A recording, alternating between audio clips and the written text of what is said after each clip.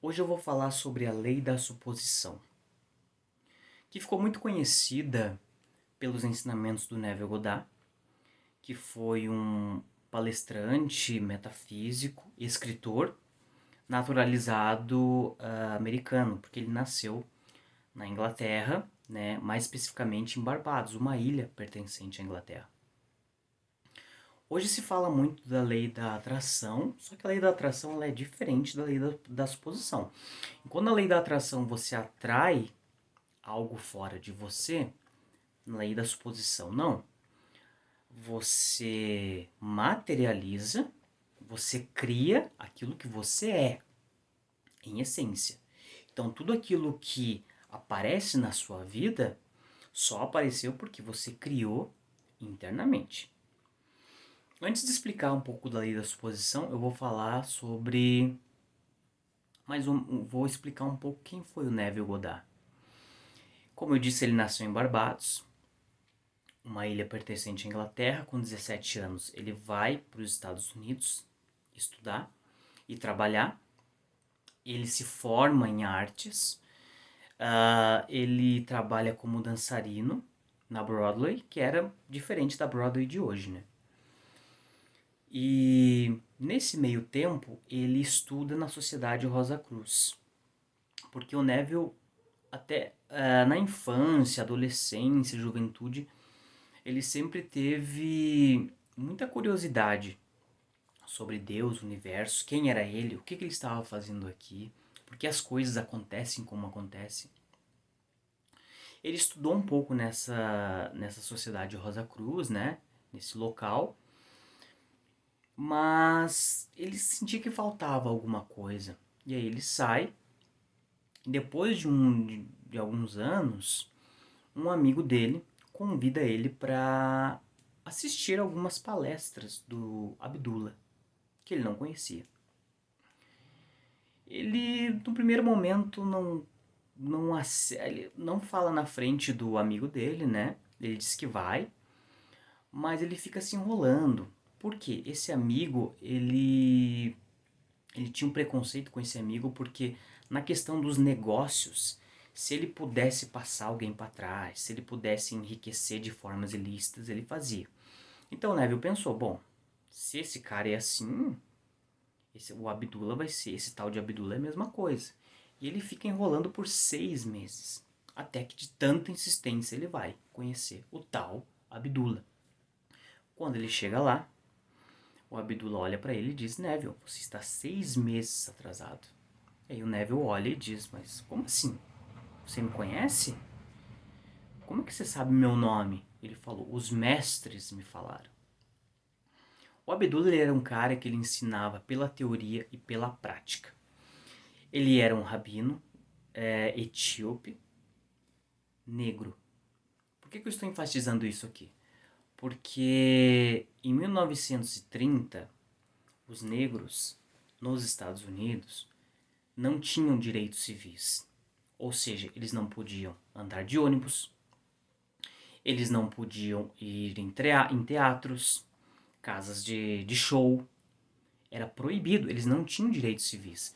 Vocês já devem ter assistido, né, aquele seriado Todo Mundo Odeia o Chris.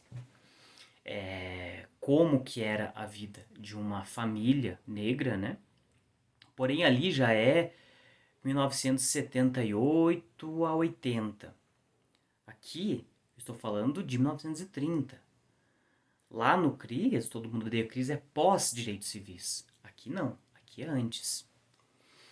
E o Abdullah nunca foi discriminado. Nunca. As pessoas mais influentes de Nova York, as pessoas mais influentes dos Estados Unidos e fora dos Estados Unidos vinham ter conselhos com ele. Vinham ter reuniões com ele. Pessoas influentes, brancos, né? Alta elite. Ele nunca foi discriminado.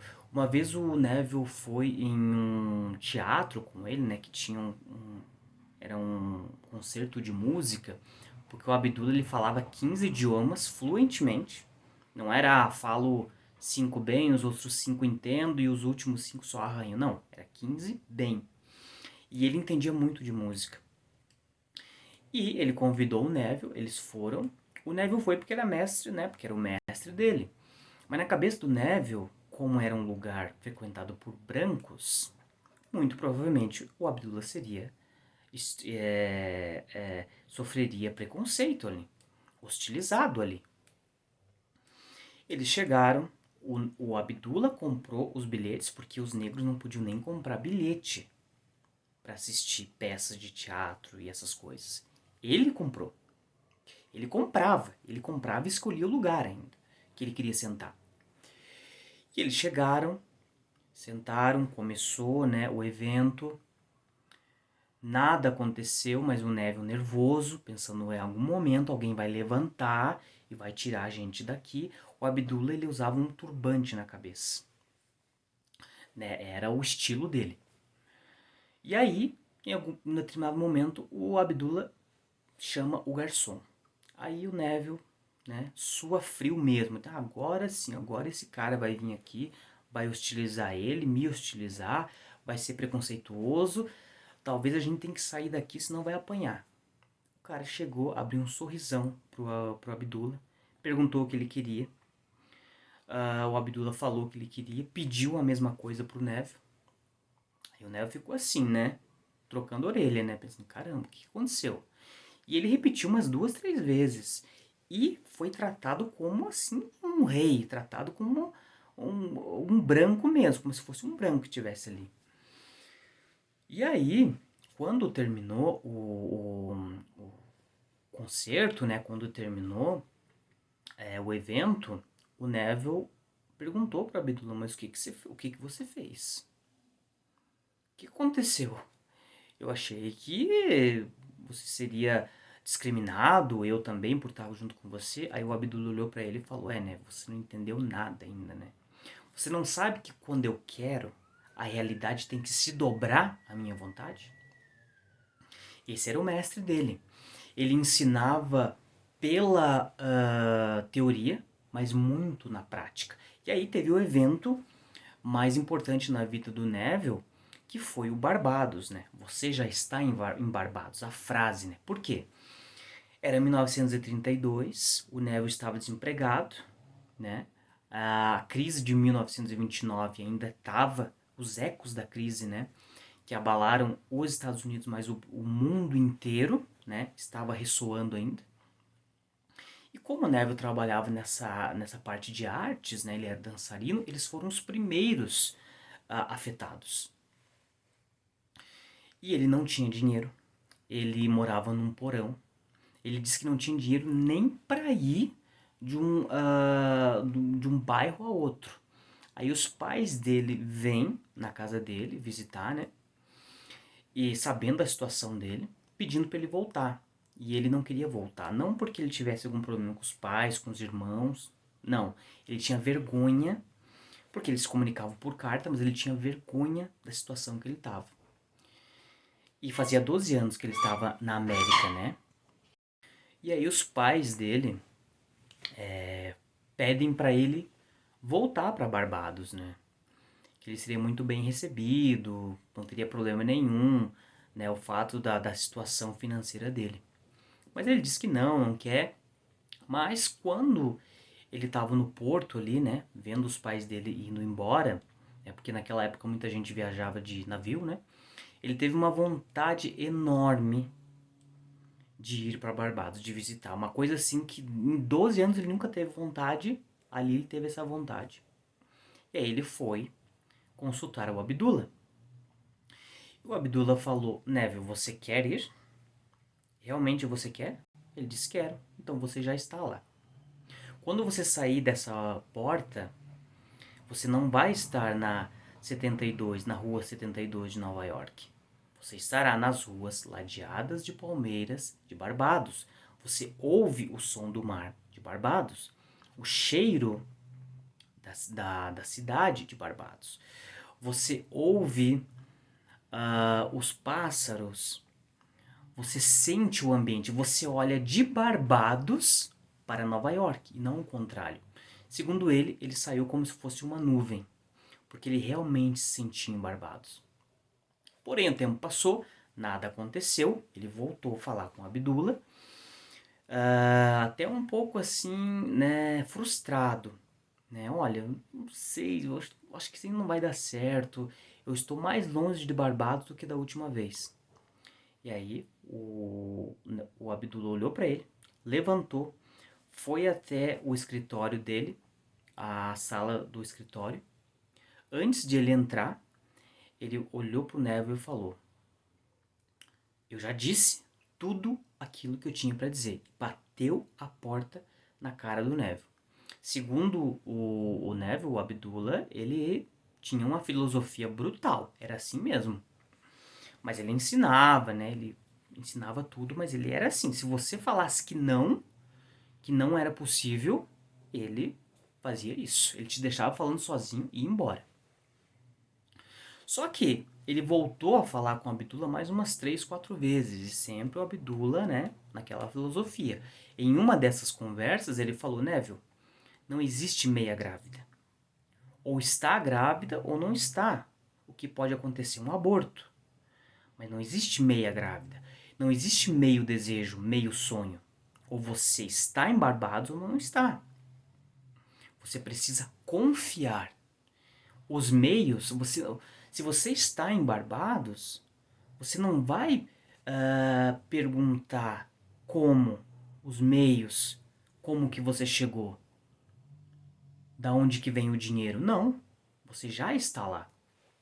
E aí, passou mais um tempo, ele recebe uma carta do irmão dele pedindo para ele ir para Barbados, porque naquele ano era Natal, né, era a véspera de Natal, né, véspera não, faltava um mês para o Natal. Era o único ano que a família toda estaria reunida, porque os irmãos começaram a sair, né? Eles, como eram uns irmãos, né? Então, quando dava ali 15, 16, 17 anos, eles iam sair, uns estudar, outros trabalhar, e naquele ano todos estariam juntos. Ele manda dinheiro pro Neville comprar roupa, que nem roupa ele tinha para comprar, paga a passagem dele, primeira classe, ele vai em primeira classe, sem dinheiro, sem nada, sem ele ter investido R$ 1. E como ele disse, como o Neville dizia, eu não pedi aquilo ali. Eu não pedi. Mas como eu intencionei, aconteceu.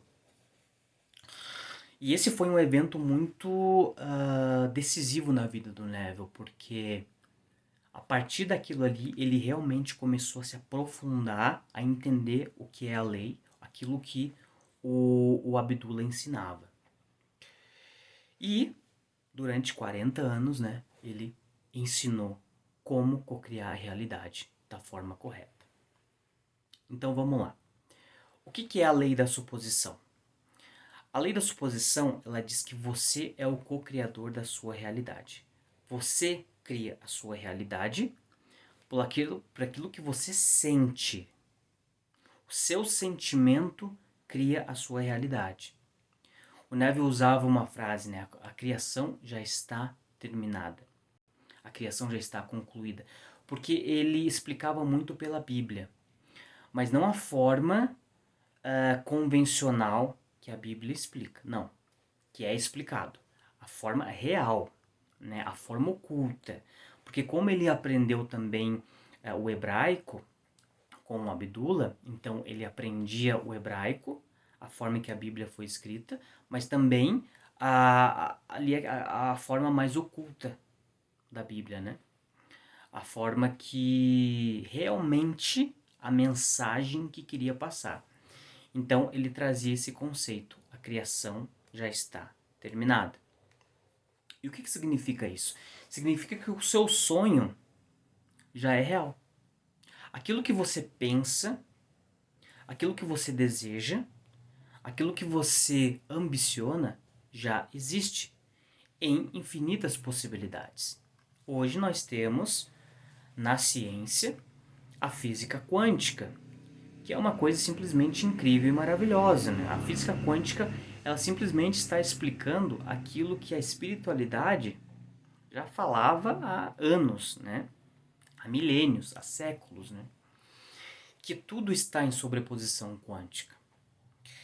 Então, vamos colocar aqui um exemplo. Digamos que você quer dinheiro.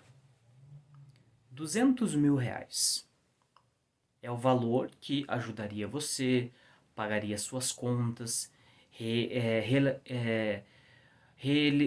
realizaria os seus maiores desejos, pelo menos nesse momento que você está vivendo. Uma pessoa que tem um valor desse no banco, uma quantia dessa no banco, como que é essa pessoa? Como que ela pensa? Essa pessoa, quando ela pensa em dinheiro, ela tem alguma ansiedade? Medo? Será que essa pessoa tem desconfiança com algo?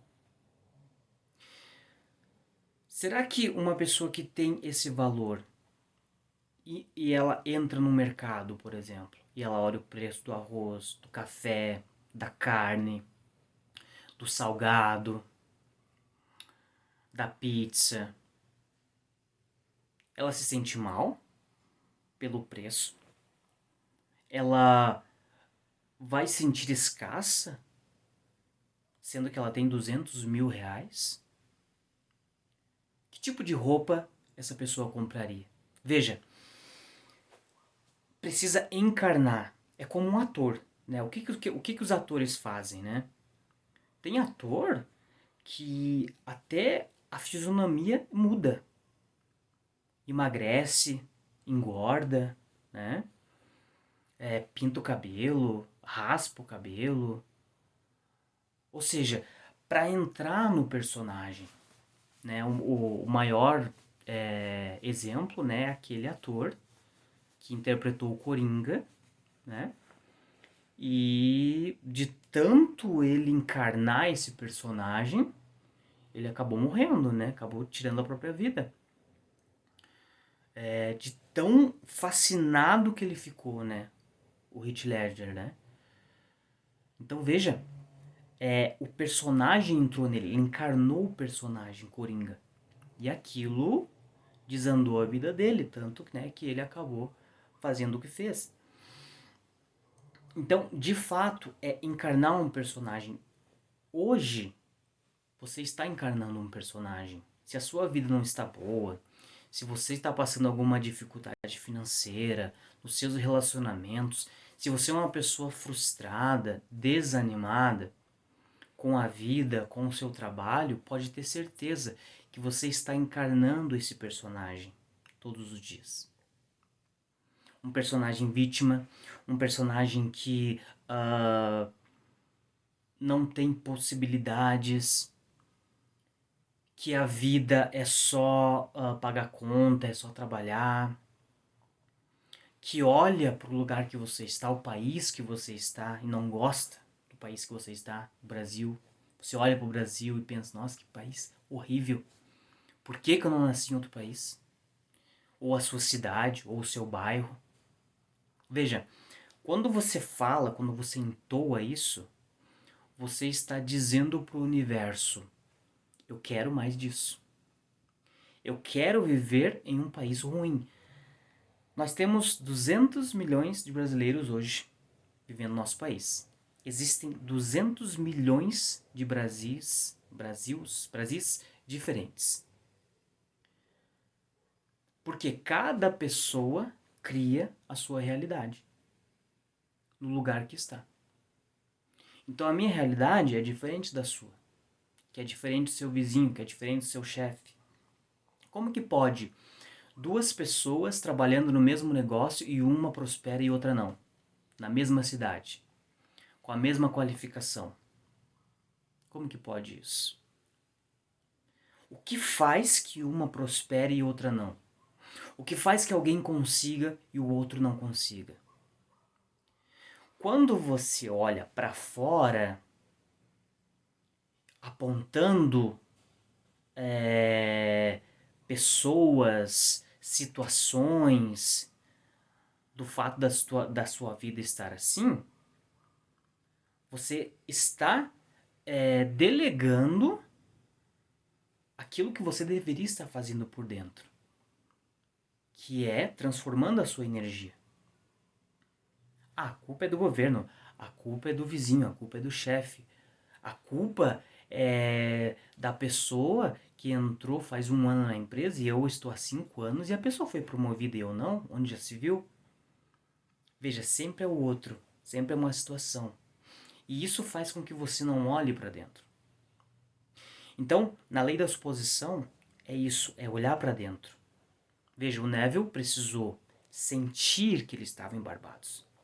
Mesmo desempregado, mesmo o mundo passando por uma crise violentíssima, que era a queda da Bolsa de Nova York, de 1929, né, que ainda estava ressoando, era 32, mas estava ressoando em 1932, mas estava ressoando ainda. E ele foi afetado. Mas mesmo ele estando desempregado, mesmo ele não tendo trabalho, mesmo ele não conseguindo ir de um bairro ao outro, o Abdullah falou: se você quer ir para Barbados, você já está lá. Não pergunte como você vai. Eu vi você lá.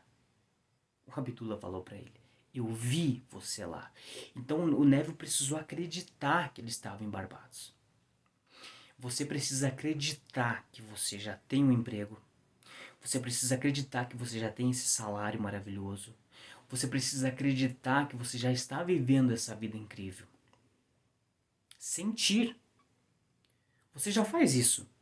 Quando você, antes de dormir, você pensa: nossa, e essa crise? Ou quando você está indo para o seu trabalho, você pensa: nossa, esse trabalho é horrível. Ou quando você entra no mercado, numa loja, você vai comprar uma roupa e você olha o valor, você tem o dinheiro, você pode comprar.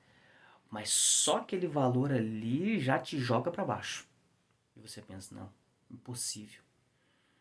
Como que pode eles cobrarem um valor desse por uma peça de roupa?